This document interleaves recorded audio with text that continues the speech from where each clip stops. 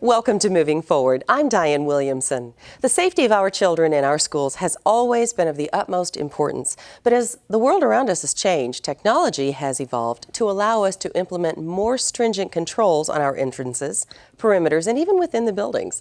I sat down with Bill Weishart recently to find out exactly what we're doing to ensure our children's safety in our buildings. In the past year or so, we have had a lot of improvement in our entry security within our school corporation. And of course that went back some years ago to, we recognized a need that we wanted to control who came into our facilities. So we started incorporating changes in our construction programs, and we started budgeting some funds to make this improvement so we could have secured front entrances and security, perimeter security within all of our schools. By summer of this year, we had all of our buildings secured with what we would call welcome centers. So when the parents come into the facility, they actually are greeted by a person.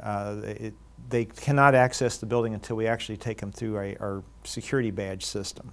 That, in concert with our welcome centers, is what we would try to incorporate as both a place where you can bring people in, maybe a place to sit.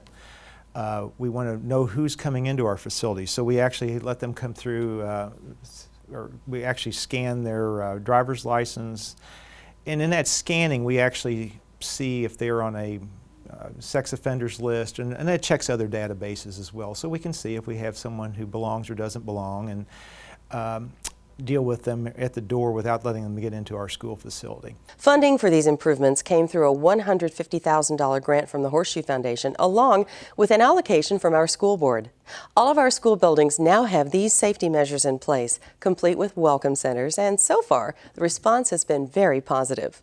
Yeah, it's brand new, and it's been very well embraced by our parents. In fact, people touring the building for the first time, or parents that have been parents for several years coming back, have been just really impressed by the fact that it's there, the fact that it's very easy to get, to access the building with the right credentials and the right tools.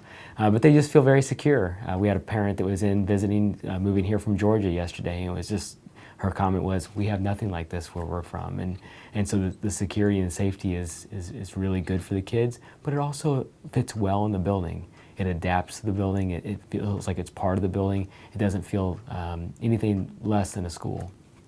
Our schools are safer now than they've ever been. Every employee that's in our school corporation in some way or another is dealing with safety of our children. And it may be these type of things when we're dealing with security of who comes and who goes, but even down to things like playground security and how much playground cushion we have, and lunch preparation and school nurses.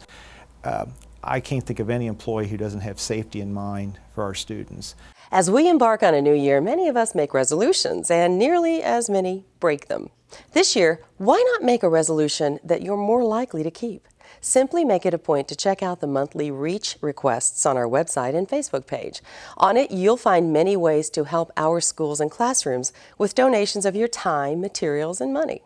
It's a great way to make a difference, and it's an easy resolution to keep. You can always find the latest newsletter on the NAFC website under Parents, then REACH Program, then Newsletters. We also post them on our Facebook page, and you can find REACH on Facebook by searching for REACH for NAFC Schools.